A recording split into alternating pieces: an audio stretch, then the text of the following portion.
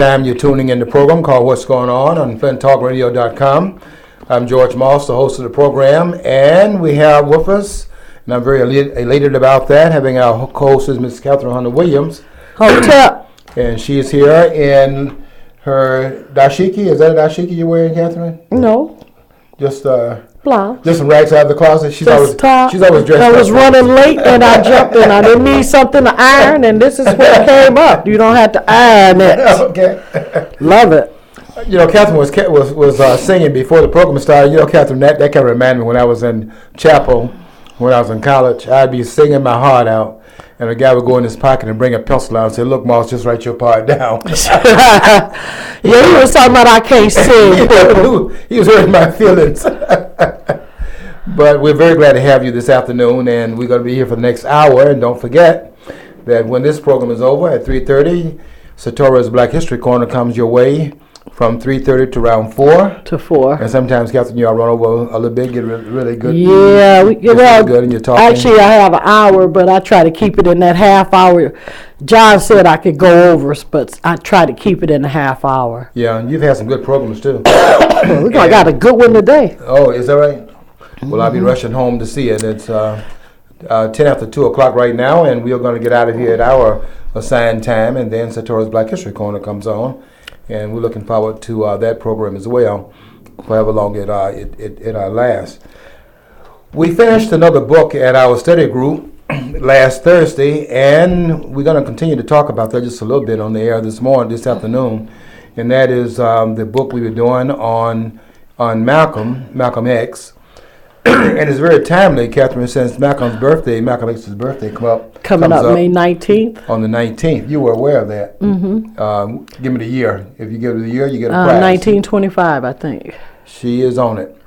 Yeah. And I'll be writing a column about that in terms of some things that I don't think anyone has pointed out before about what happened to Malcolm in terms of those last days. But George, in the book, and what we were studying in our Comet study group was called Malcolm X in the Caribbean, Africa, and England. Ghost in Our Blood, that's the name of it. Right. And it was some interesting points in there, but what I really liked about it is that it spoke about his mother, because of all the books they had wrote about Malcolm X. This is the first book I received or gotten that had that in-depth information about his mother. Yeah. You know, one thing about Malcolm, and he says this in his autobiography, is that he would put things out of his mind, and one thing he put out of his mind was his mom, who was in that institution. For 25 long years in a mental institution. That is something. But eventually her children got her out of there.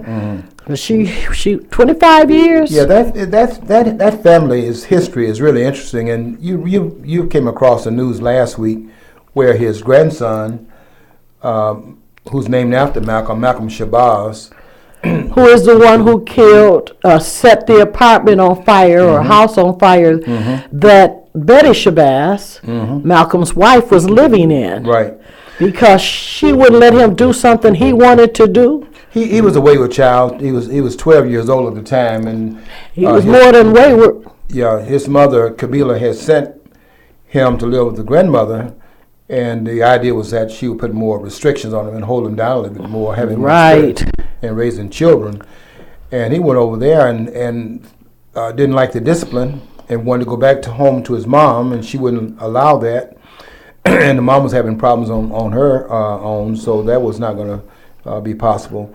And so what he did was that he poured some inflammables, I think it was gasoline that was used, poured it up to her door, and then set it on fire. And when she opened the door up, she caught on fire. She thought that he was on the other side, and the house was on fire, and he was not safe. She ran through that fire. And he would later on say that he never thought she would react that way. He was just trying to scare her, and thought. Well, that was a darn good scare. Yeah, said he thought she'd go out the other way. There was another way out, but she came through that fire trying to get to him. Didn't know that didn't know he was safe or not, and never would have suspected, of course, that he set the fire. But he spent 18 months or so in delinquent Because of his age. because of his age, and he just never really got it together. And I'm sure he didn't. He killed his grandmother. oh yeah. You know? Yeah. And it was intentional. Well, I don't think he, at 12 years old, they can think. They know fire burns, you know? Fire gets out of control. But if he was younger, I would say, well, he didn't know. But he did know. You have to be 12 years old, he knew. For your actions, and at what point do you not know that fire burns and that is a danger? He knew enough to go get some flammable materials and to pour it and set it on fire outside her door, didn't he? Yeah. So, okay, tell me, 12 years old, he knew what he was doing. Yeah. Well, I know my mother would not buy my excuses that I didn't know or I didn't think it through and things like that. I got the penalties imposed on me in my household. But we made better decisions because we were under the constant watch of those in the community. And when our parents were looking over our shoulders, the community was looking over our shoulders. So there were just some things. You know, the most we would do is roll our eyes. You roll our eyes. You know, roll our eyes, and it's like they had eyes in the back. You better not be rolling your eyes at me. You know, I'll pop them and hit you and knock them eyes out your head. But you know, around here, my experience is if you try to help out the neighbors by saying, you're alerting them to the fact their kid's in danger, their reaction around here typically is they're very hostile. And yes, they are. And so guess what? That goes back. If you face that 3 or 4 times, they're saying, okay, I don't care if they die. I'm not going to face getting threats and my house being bombed. So I'll just let them die, you know, because you don't want to face. I mean, I've had that happen. I mean, the kids cross the street, not looking, they almost get hit by a car. You go over to tell the parents. The parents get in your face, scream, they threaten to kill you. So it's like, okay, I guess you don't like your kid. That's fine. Yeah. I had this guy. I asked him to cut my grass Thursday. Because I said, and I will pay you Friday, but it's supposed to rain Friday. So will you please cut my grass Thursday? He said he would. Okay. He didn't show up until Saturday. Well, I moved on and had gotten someone else.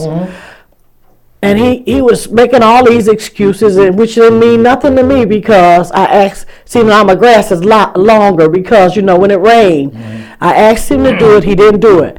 Well, I was away all day yesterday. When I came back, my water was on outside.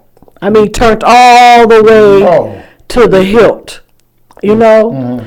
And I don't know how long it had been running, but it was enough to saturate that right there in the front and had a, you know, standing water about that high up in there. Yes. So I'm saying the first thing came to my mind, I hope this boy, because I didn't let him cut my grass, didn't come off with this here. Is it a boy in the neighborhood? Does he live in the neighborhood? Well, his mother lived across the street. He'd be in and out, you know, and I'm just hoping he didn't do that. I've never turned my water all the way till you can't turn it no more. You don't need to do that, you know. You said earlier how you roll your eyes. These kids now want the last word. Yes, they do. When you do something, they want to do something in return. I used to be in the classroom, Catherine, and I would tell a student to turn around. All of a sudden, they're telling me, okay. So I would respond by saying, I don't care if it's okay. I say, you turn around. And then he would say, all right. So I get out of my seat and I don't care if it's all right either. And they still ain't turning around. But what they want to do, though, was that you said turn around. And that's all they were supposed to have done. And turn around I would tell them that turning around is a physical, observable phenomenon. And I can see it. I don't need to hear it. But when they would say, okay, and then I say, I don't care if it's okay, and they say, all right, I put them out of the classroom. So when the kids would say, Mr. Miles, he said okay. I say, yeah, but let me tell you what the implications of that is. The implication is that if it's not okay, he's not going to do it. You know, what they're doing is practicing passive aggression. And I wasn't. So is that what the boy did across the street with passive aggression? It's retaliation. Because I didn't go and hire him to cut my. It don't make no sense. I got somebody else gonna cut it. Yes, covert. Paying 2 people, you know. No way. The end of the conversation is when our parents told us something. We didn't have any words. We roll our eyes, but in terms of do this and do that, that conversation was over once they gave you the command. Because otherwise, they're going to let you hear it on your back. You know, my mom was one of those persons that believed in an African proverb that they can hear through their back. When I couldn't get it through the auditory canal, my mother put a hearing aid on my back and let me listen to it from Spare the rod, Yeah. spoil the child. And she didn't do that too much in sparing that rod. I was No. getting beat down all the time. We all was, George. And I But didn't- I think from that, we became better people and we know discipline. But what's happening today is there is no discipline, and most of the time they're letting these chaps have their, these children, I was told not to say chap anymore, letting these children have their way. wrong approach. Did you ever hear when you're coming up where your parents would say, "This is hurting me more than it's hurting you"? Did Yeah, you? I got a picture of that. Really? Of a man with a switch, and he's talking to the child, and he's getting ready to whoop him, and he says, "This is hurting me more than it's hurting you." I got a big, and guess where it's at? It's in my guest room where my grandchildren stay at. My parents said that to me one time, and I looked at them and I said, I doubt that. What did you think about that? You heard your mom said that you heard that when she was whipping you. She say that? No, my mother didn't say that. I got a picture. Oh yeah, I know you said it. No, my mama don't. No, when she gets, most she would say, "I'm getting you for old Yeah. and for new." Yeah, you never answered. My mom would use that one too. She would say, "Well, I said I didn't do it." My mom would say, "Well, I'm gonna get you for the things that you did when I didn't catch you." Yeah. And so I was still getting You old and new. beat down. I didn't understand it, and I don't think a child can understand what the parents are talking about when they say that this is hurting them more than it's hurting. Or that I'm getting you for old and new, because you would be whooping your children all the time. So you just let them slide, and then when they do something crazy, you got to get them. Then you get them for those times you let them pass. Yeah, but that was the parents not willing to allow the child to avoid the imposition of the parents in your space, and they were not going to let you get them to stand down from the discipline they're going to put in your place. So if they were wrong in that particular instance, you had done some things. You're youth. You're going to do some And things. you know you had. You know. And so when they didn't catch you, then this is for that. If you didn't do this, okay, I didn't catch you. Some stuff you did do, but they were always in a. Or I caught you and I let you slide. Yeah, I could never understand what my mom was talking about, but I certainly understand it now. She would say, "This hurt me more than it's hurting you," and now your strap is coming down on my back, and I'm looking at her like, "Are you? How can I believe that?" But you grow up and you began to understand that they were talking about a different kind of pain, the pain of having to be in your face and impose himself in your space so that you would not be ending up in the wrong places and locked up somewhere because the parents didn't do their job. And by them imposing themselves in your space and forcing you to abide by the rules, they kept them going elsewhere. I would tell my children when I would pop them, Parents. "This is keeping you out of prison." Yeah. I would tell them that, when and it did. None of them has been to prison or to jail, Okay, yeah. None of them out there on the street, none of them on So Mission drugs. Impossible, mission accomplished. Hey, I mean, you have to, one thing about it, it imprints on their mind. I don't want to get a whooping. If I do this, I know I'm going to get a whooping. Even though we have some that say, "Hey, I don't care, I'm getting a whooping anyway." But it imprints rather than putting them in a corner and saying, 5 minutes, time out. That doesn't imprint anything, but you put there's some pain with it, it imprints. Yeah, we were talking about Malcolm's family, and it's amazing how that family fell apart almost when Malcolm was assassinated in 1965. Kabila, who was the second oldest, she was 4 years old at that time, and then the oldest daughter, Yasha, I think her name is. I can see the words, but I can't pronounce it. But the oldest daughter was 6 years old, and Looked like Malcolm. looked like Malcolm. And Malcolm said she had a very strong spirit, so that she's going to be held down. All of those daughters, he had 6 daughters, 2 of whom he never saw. His wife was pregnant at the time he was assassinated. But all 6 of them seemed like they all had some difficulty in their life. Just the adjustment. Except the oldest daughter. I don't recall anything about her, but the rest of them, yeah. Yeah, the Kabila was the one that was trying to get hire a person to kill Farrakhan. Right.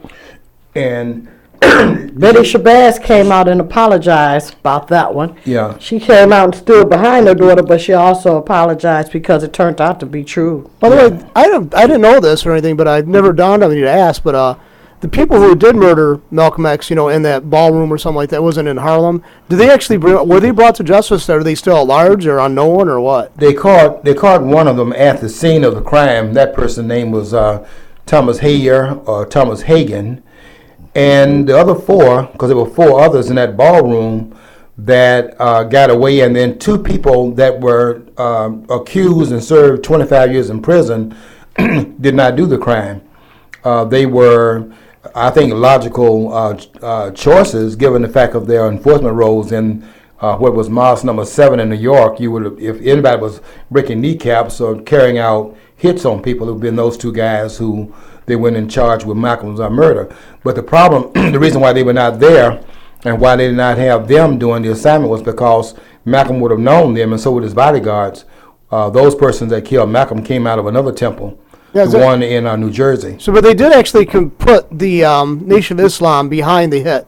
And I don't miss any words with it. We all know of all the other things that you can pull in and say, okay, have this, that was this group and that group. But the ones that actually killed Malcolm, the animosity was such that Malcolm X was killed by the Nation of Islam and the Temple number 25 out of New Jersey. The other thing that I would say is that the 5 killers that were in that Auburn ballroom the day that Malcolm was in fact killed had been in that ballroom on the 15th of February, which was a week before Malcolm was assassinated. Catherine, Malcolm had his house bombed right on the 14th of February. Malcolm got out of bed that night, and the house had been firebombed. And this is really early on the 15th. And they bombed Martin Luther King's house too. His house was bombed also, but for different reasons. Yeah, but George, I want to also. I know you say, because we talked about it at the study group, about Malcolm saying that this had to be much larger than the Nation of Islam. Yeah. Okay, and I wasn't satisfied with your answer. I'm going to just tell you. Okay. But because I know they can hire, like, but I want to. John was in there talking about that when the recall went down with Mayor Stanley, it was black people that came to him for his signature. Well, there are black people that you can hire to kill other black people. Yeah. Even in slavery, they had what they call them, slave hunters were black. I mean, hey. Yeah, but I'm talking. Here's what I'm saying about Malcolm's assassination. I will be absolutely clear about it. Malcolm X had overstepped a couple of his boundaries inside the Nation of Islam, and this has not been written about. Not only did he step in his boundary in Islam, but didn't he also step? And there was some problems outside too. But I want to make it clear and say focus upon what actually caused Malcolm's death. See, Malcolm had made a couple of mistakes here, and we've got to understand this within the context. Now, you're right about in reading that passage of the book. You are right in Malcolm saying there's some things that are happening that are bigger than what the Nation of Islam can do. He said, I know what they can do, and there's some things happening right now because that they can't do. He got poison in where France, not France, in but Egypt. Nasser, something. Well, that was when Gamal Nasser was president of Egypt at that time. But what Malcolm was talking about was the fact that he had tried to go into France before he went into England. He tried to get into France, and Charles de Gaulle barred him. The government of Charles de Gaulle barred him getting off that plane. They would not let him get off that plane, and Malcolm knew that the Muslims could not do that. But what Malcolm did not, and he didn't have all the reasons why that would have occurred, and thought that might have been the CIA and might have been the American government and things like that. And the fact of the matter is that France had its own reason for not wanting Malcolm on the soil of France. And anybody that reads Frantz Fanon's work can see that France had a Muslim problem and an African problem as a colonial power during that time period, and had a large African population that was in Marseille and other parts of France. And Malcolm coming in there was going to come in there to speak to the African Association in France, and they didn't want Malcolm stirring up those problems for them. So they barred Malcolm coming in. What Malcolm thought was this is part of this other thing that was happening in his life. So the Muslims could not do that, and Malcolm is right. But Malcolm had no. And by the way, when Alex Haley said that Malcolm told him what you read in the book by John Carew, where he told I read that Carew, also in Alex Haley's books too. Yeah. Malcolm said that. Yeah, That's why, and then it was repeated in Jan Carew's book. Yeah, but let me say this, Catherine. Betty Shabazz, and Malcolm did say that, by the way, but Betty Shabazz did not think that Alex Haley was telling the truth. The reason why she didn't think he was telling the truth about that was because when Malcolm was in that house, Malcolm was talking about those Muslims after him. And they were after Malcolm. They were after him. And they caught him too. They caught him in the Audubon Ballroom. They went in there on the 15th of February, and Malcolm was giving his worldwide revolution speech was going on. He said, around the world, there's a worldwide revolution taking place. And during that talk, two guys jumped up in the back of the Audubon Ballroom and said, "Get your hands out of my pocket." And in the film version, they had the guys bumping against each other and storming out of the Audubon Ballroom. But that's not what those guys did. What those guys did is they sat back down and watched what those bodyguards did. And Gene Roberts, who was a boss agent and Malcolm's bodyguard, was working undercover for the Bossy organization, went and said, "I think I saw a dry run of Malcolm's assassination." And 6 days later, they did the same thing in the Audubon Ballroom. And when those bodyguards did the same thing they did before, which was to go toward where the incident was, two killers stood up in the front row, and one had a shotgun, one had another weapon, I forget the caliber, and they started firing their weapons at Malcolm, and Malcolm was dead when he hit the floor, and then two other guys came down and started shooting at him. 5 guys were involved in it. We have all their names. They're mentioned in. Who was Hoover over the FBI at that time? Yes. Because Hoover said that there would be no other. He would not let another Negro rise to the status that Martin and Malcolm X had rose, and we haven't had that. We have not had anyone to come and talk to us like they talked to us back in that day. Yes, they. Well, these are doing it. It just don't sound real. They wanted to prevent the rise of a messiah, is the way that. That's what it was. The COINTELPRO, the counterintelligence program, and of course, the government has an interest in maintaining social order, political order. So they're going to be worried. They'll be asking about anyone who could pose a threat to the. He said Malcolm had too much power. Social landscape. Malcolm was considered to be a threat to the social order, given his charisma and also the fact that he had this background with the Black Muslim organization.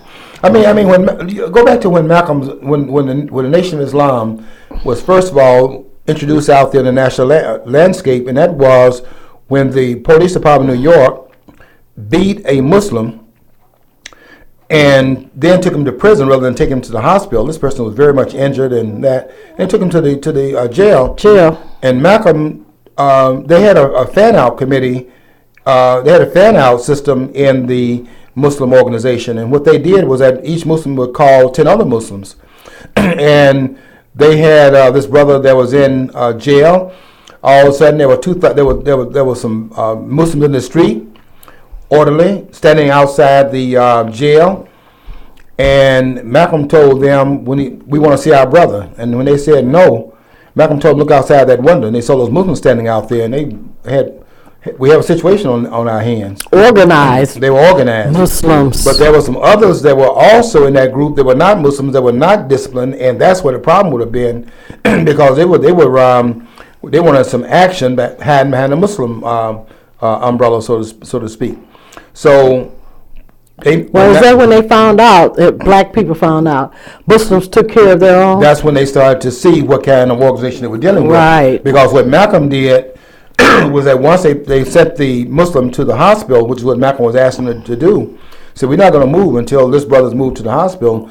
And when they moved them to the hospital, Malcolm then gave one wave of his hand, according to this report by the New Amsterdam reporter, I think his name was Booker, Malcolm waved one wave of his hand, pointing his finger like that.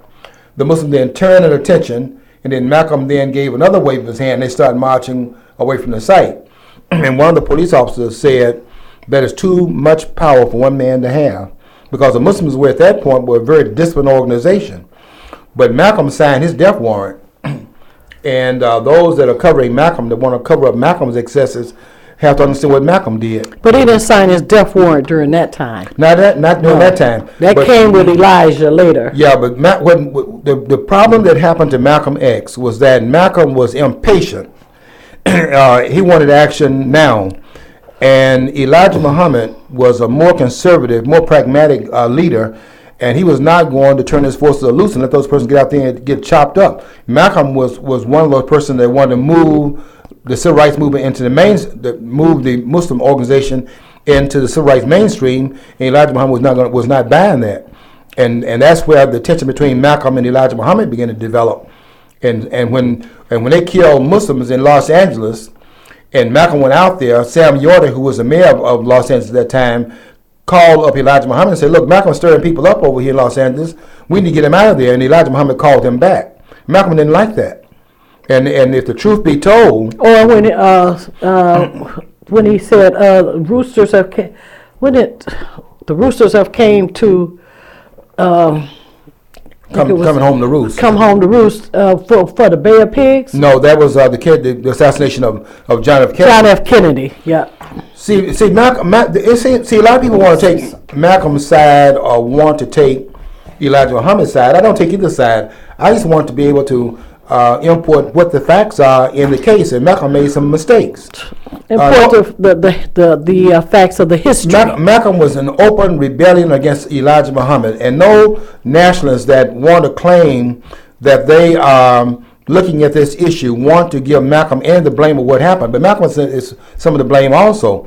He was a person inside of an organization, and as gifted as he was as a speaker, as gifted as he was as a leader, he was not the leader. The leader was Elijah Muhammad. And Malcolm tried to move that organization in a way in which the leader of the organization did not want that organization going down that road. And that's where the tension came in between those two men. In fact, Malcolm X was saying, the Honorable Elijah Muhammad teaches us this, the Honorable Elijah Muhammad teaches us that, and Elijah Muhammad wasn't teaching that. Malcolm was teaching it. Malcolm was changing the teaching right in front of the person they called the messenger. And Elijah Muhammad knew what Malcolm was doing. He wasn't fooled by Malcolm saying at that microphone and putting things to him that he never said. That was Malcolm talking. And everybody could see that split coming. And when it came, Elijah Muhammad was no fool. When he saw what Malcolm was doing, he prepared for the time when that split would come. And when that split happened, the blame would be placed in the Nation of Islam upon Malcolm having caused it, because Elijah Muhammad outflanked Malcolm. Nobody else has said that. I'm going to say it publicly on the 19th when Malcolm's birthday comes up, because this has got to be written about, so that we don't make the same mistake over again that we made in 1965. But Malcolm is not innocent in terms of what happened between him and Elijah Muhammad. Neither one of them is innocent, and both of them have some responsibility to take for what happened that led to Malcolm's assassination. But I'm not exonerating Malcolm of it either, and that's just the way that's going to roll. I want somebody that reads these articles, some of you national leaders out there, Paul Lee, that includes you down there in Detroit, to come behind that and say otherwise, because we've had these conversations about it, and I think that record is got to be cleared up. Anyway, Malcolm's grandson died last week, and so that this drama that started unfolding in 1963 when Malcolm was silenced, that drama is still played out right now in terms of things still going on with the family and with the family aftermath of that assassination. It has not stopped yet. Let me change just for a minute, Catherine. You were talking about something before we came on the air with the local events. You were talking about the farmers market. You were mentioning. John, we was talking about it earlier about the farmers market here, located here in Flint, Michigan, of the protest that was had happened the weekend, John, or last week. It happened this past Saturday. It was like, I guess they just basically set up a table and they had we love the market by the river, and they were passing out stickers, and it's kind of a potentially kind of a, I don't know. It just seems to be there's like a big strong camp on either side, and it's like it just goes to show you to me that it's just like how something can be. In some cities, it would be very easy to transition. I'm opposed to the market move myself because I think it's a better site where it's at now than where they're wanting it to be moved to. But anyway, it was like, yeah, it just seems like it's pretty potentially. There's a lot of questions of like that's not being answered, and they're also kind of like stonewalling, and there's like suggestions and innuendos that there's been threats and veiled threats and intimidation practices going on, and I'd like to address I'm looking into that, so that's not really part of this show. And he's talking about they is Uptown Development, right? Uptown Development, who is moving this company, what is it, Farmers Market over here to the old Flint Journal. Yeah, the old Flint Journal building that Uptown Development owns at this point in time. Right, it's in the imprinting building they want to go to. It's the one that actually wasn't even in operation for that long of a time. It wasn't like the Journal building that was a beautiful established brick built and mortar place for years.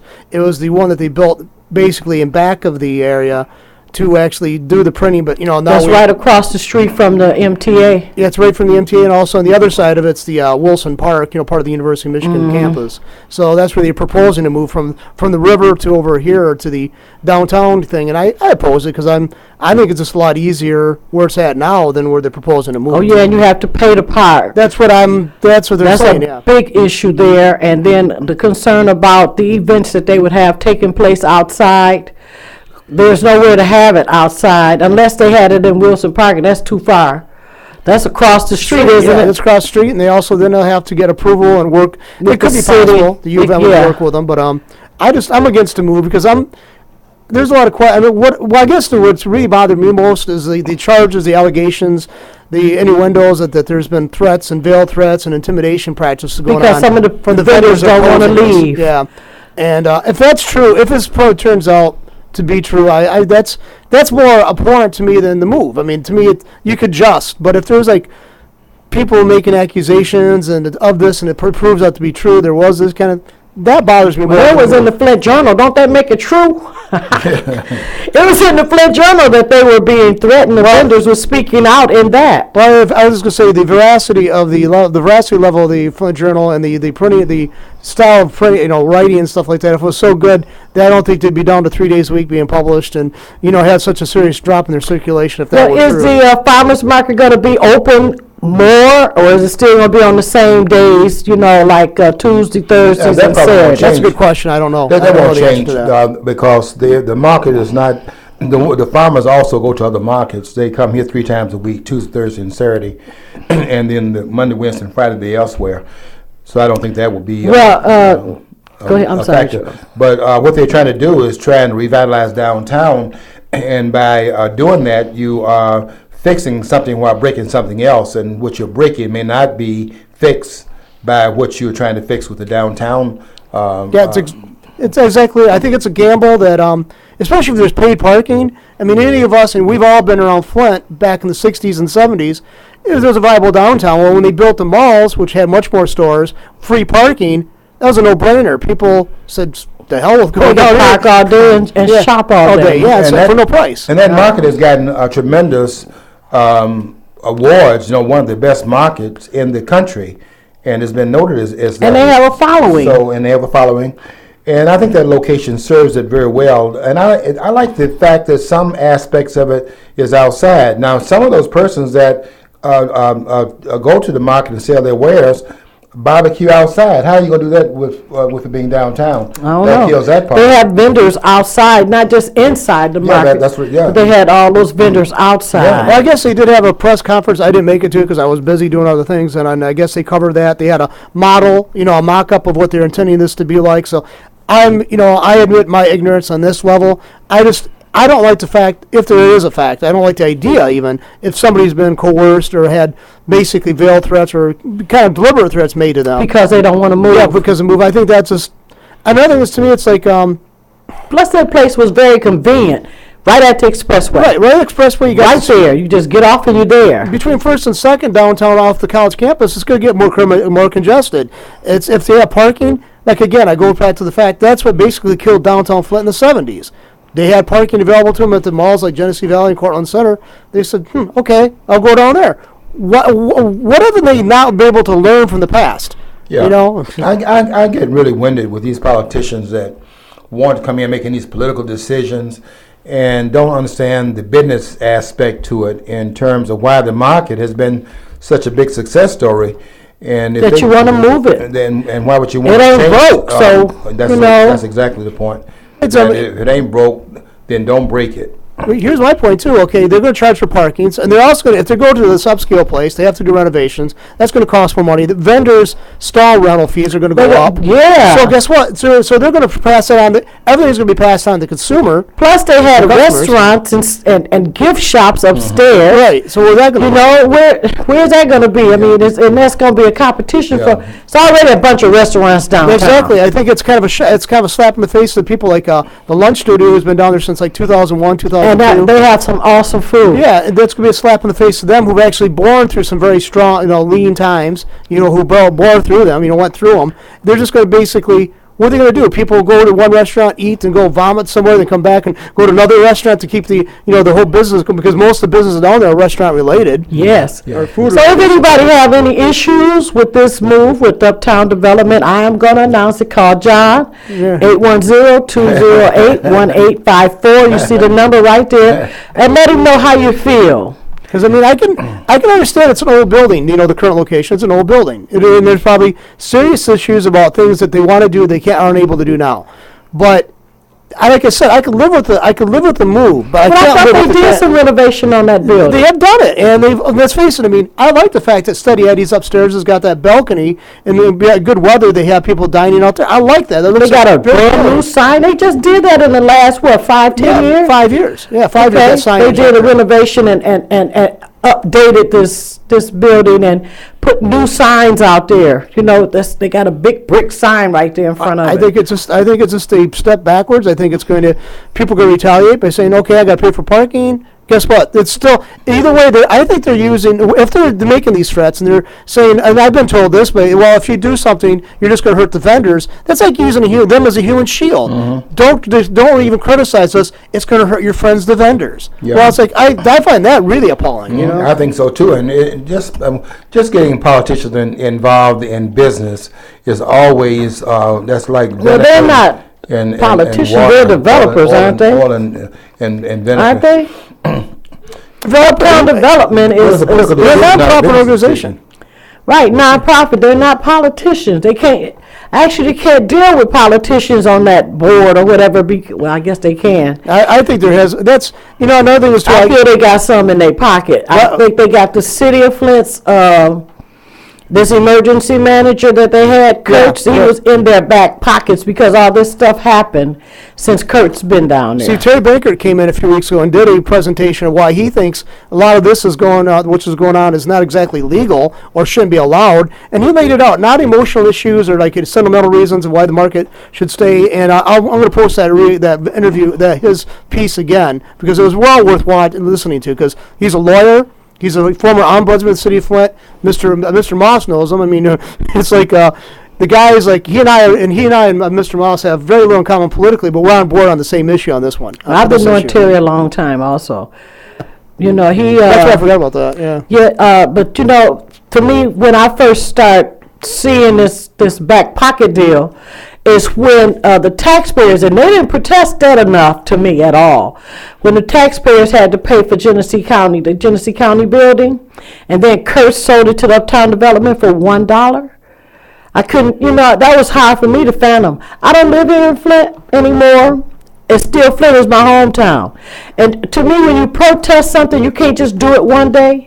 You have to continue with it. You can't until you get results. If it takes you a year, 2 years, you do it. So I don't want to take too much of the show up, but my observation about protests, Catherine, by the time we get awareness of it, it's already a done deal. So basically, that's all people have. It was already done when they put it in the paper. Right, it's already a done deal. That's probably, all right. so. You still can protest. Yeah, it's like but the thing is, it's like basically you just look like a what they call a quixotic character is chasing, charging at windmills. You just basically are spending your emotional energy and your time. Well, don't call John then.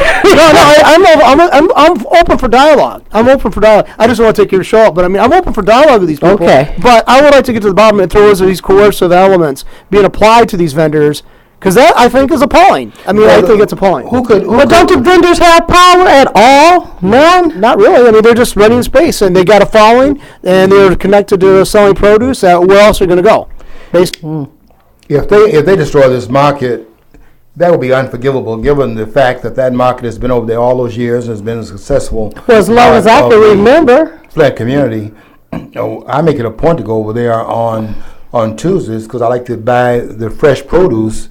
And you can't get that kind of produce in the stores, so I go. And I like to get the chicken backs. Yeah, that. Because you can't get chicken backs nowhere. You got to go over to the farmers market, and you better get there early. Because if you don't, they gone.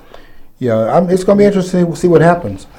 So we watching, John. What would you use chicken backs for? Cooking them up, or use it for I fry them. I fry them. Okay. Yeah, I know there's. Or you can make chicken and dumplings with them, but I like them fried.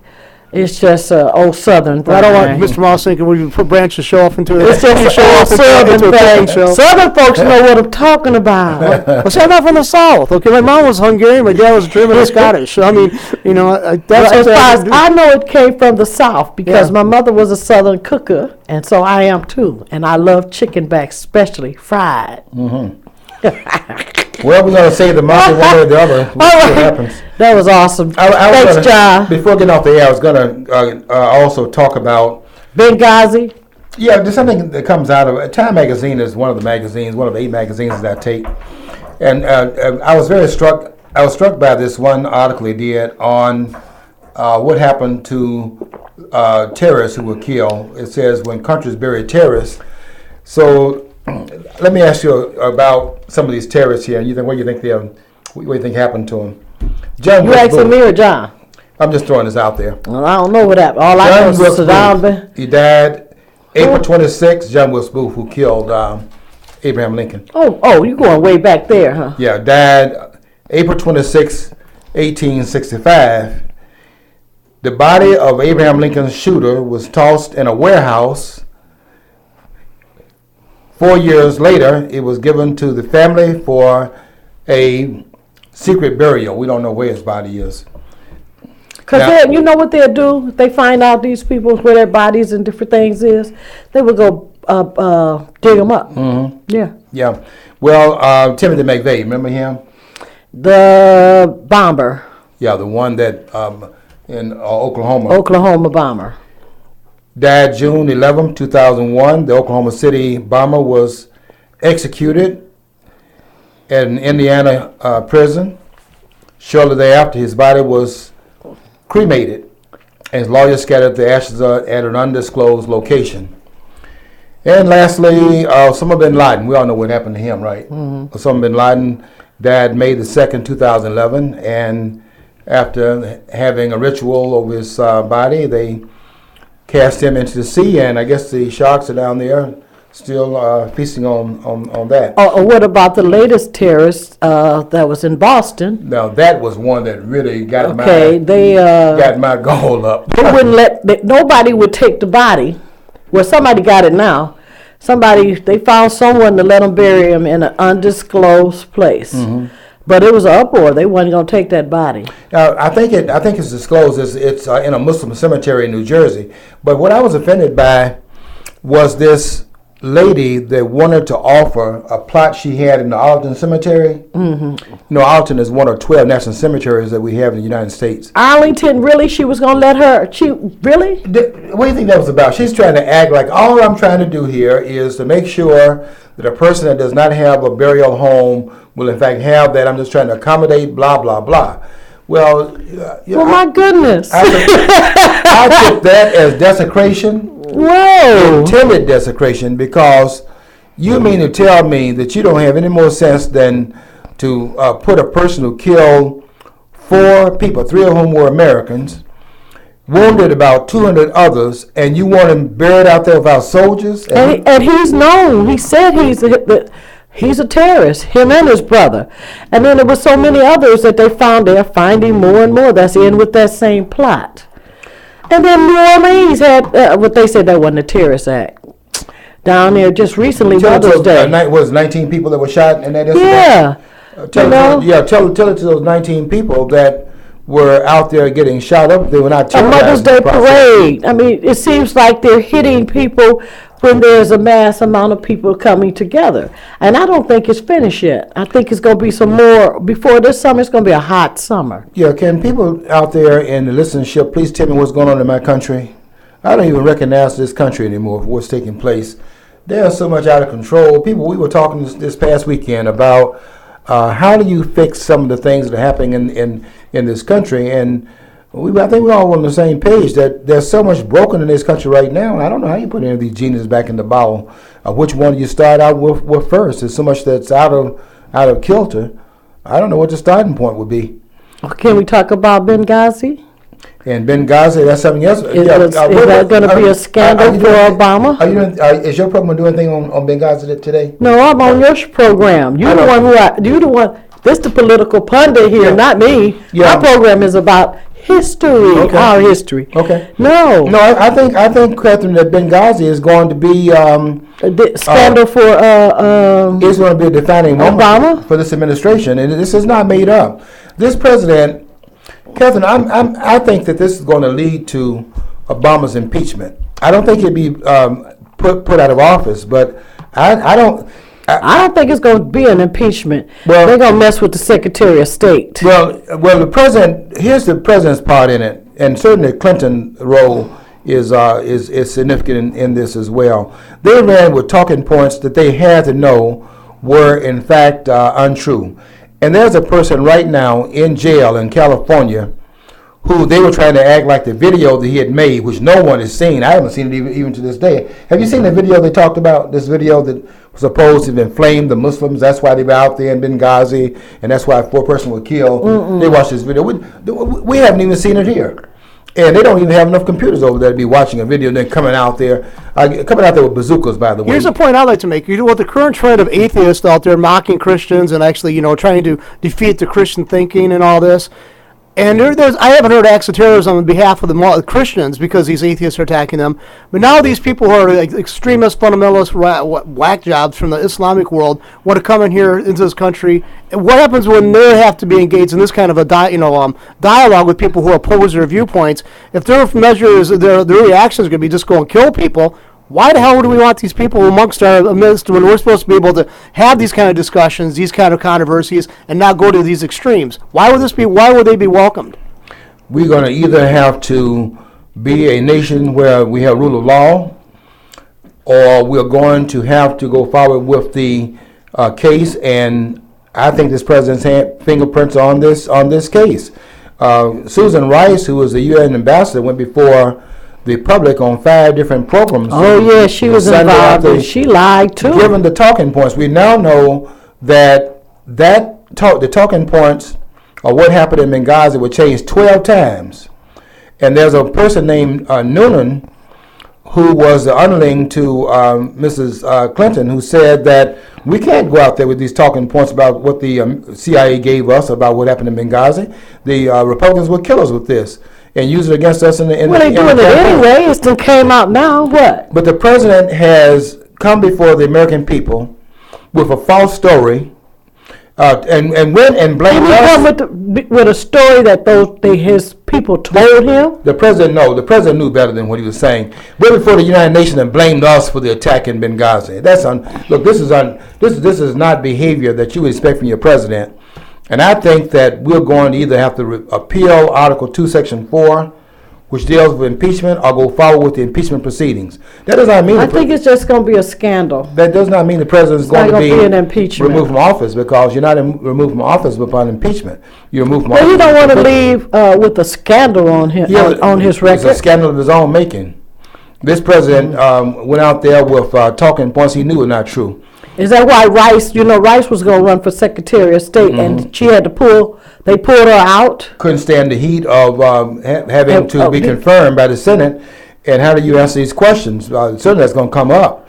and she stood down once it was very clear that she's going to have to go before this Senate committee, and the Senate is not going to confirm her until they get some answers about what she was talking about Benghazi, and is she a credible candidate? Didn't the same thing happen with Clinton? If Clinton, Didn't they have her on had hearings with her there? They did not. She said she took total responsibility. Yeah, for that's this? not good enough.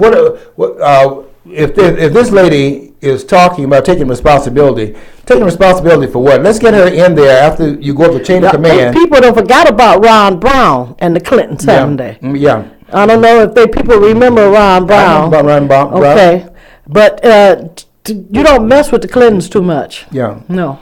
I just can't see this woman being a candidate in 2016 under any. I can. If she's running for president, I just say, well, America, it's been nice knowing you. You're kissing yourself goodbye at this point because we have. She is going to run in 16. That's going to be a hard one to swallow if she gets elected. She's going to run as president. You can just get ready for it because she's going to run, and I am saying that she's going to win. You think so? Yes, I do. Well, that yes, I do. If she wins, then that's it was between her and Obama in the first place, right?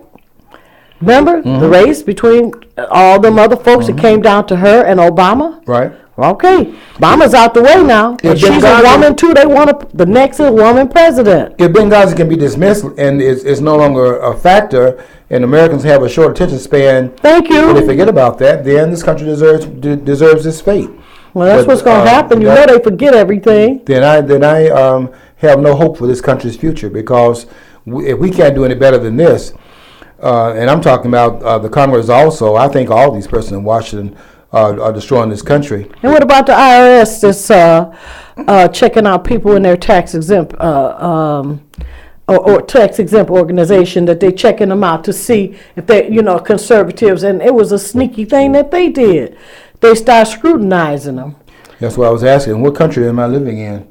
Because it ain't the country of the old, and I don't think it's going to ever go back to that. This you either deal with it or get out of it. Yeah. Who wants to live here? I mean, I personally, I don't know nowhere else I want to live. Well, you read last week where these millionaires who trying to go to Mars, who are leaving.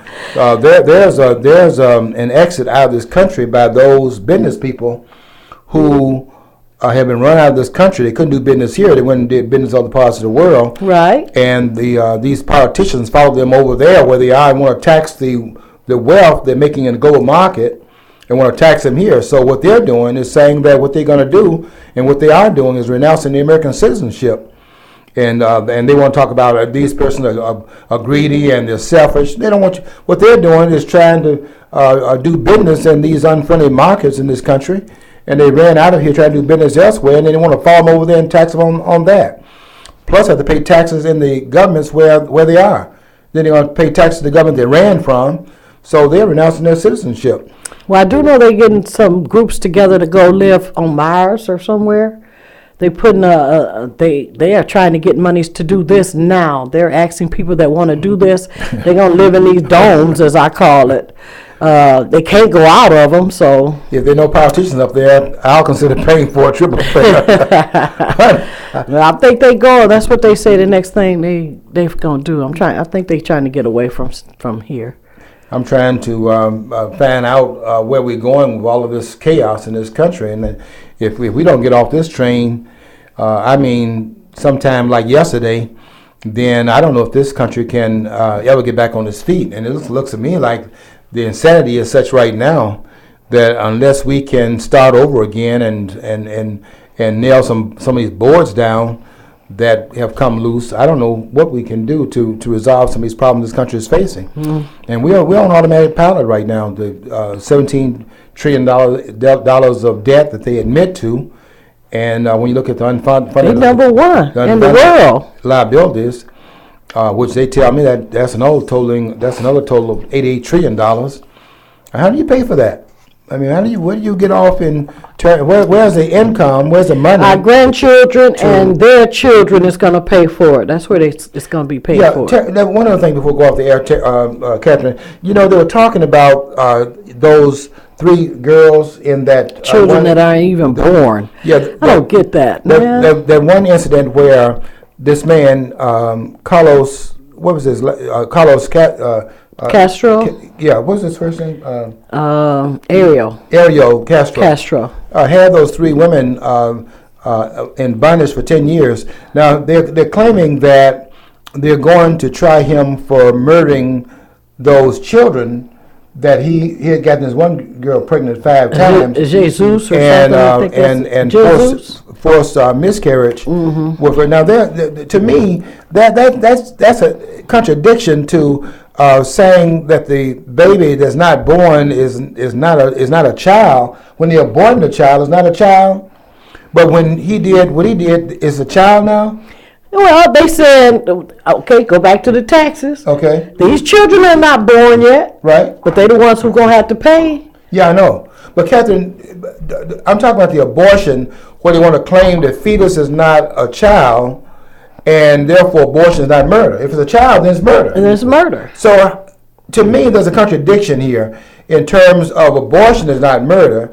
But this man who did these heinous things, I'm not trying to justify anything that he did. I think this guy should be given the ultimate penalty for what he did, taking 10 years out of people's I believe lives. also that girl, Amanda Berry, had a daughter that was 6 years old. Yeah. I think she seen that this man was going to go after her daughter, and she got out.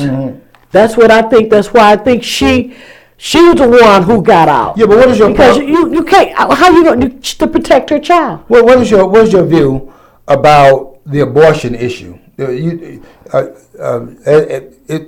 abortion of a fetus, is that aborting a They say child? that at concept, at the, is it concept? Point of Intercept? conception. Conception. At conception, it becomes a human. So what is your position?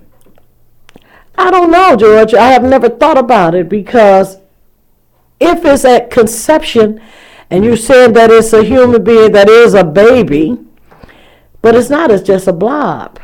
Okay. Okay, until it forms, why it takes 9 months for this child to form in the body. So I'm going to say, it has to be fully formed for me to say that it's, I mean, then it's a full baby. But if you say that it's at conception, I mean, it's the sperm and the egg, and it's just conception, right? I mean, it's not, it hasn't formed as anything yet. Have you heard this name of this guy named Gosnell? No. Gosnell. John, you know who Gosnell is? This guy. No, I can't say I do. Gosnell, that's because the press has not covered it. Gosnell is this guy that was in Pennsylvania that was, in fact, aborting babies born. Okay, the abortionist. Those that escaped abortion, he was, in fact, going in there and slitting their spinal cords after birth. I mean, look. Well, but that's a full. Actually, George, what you asked me is a very controversial subject.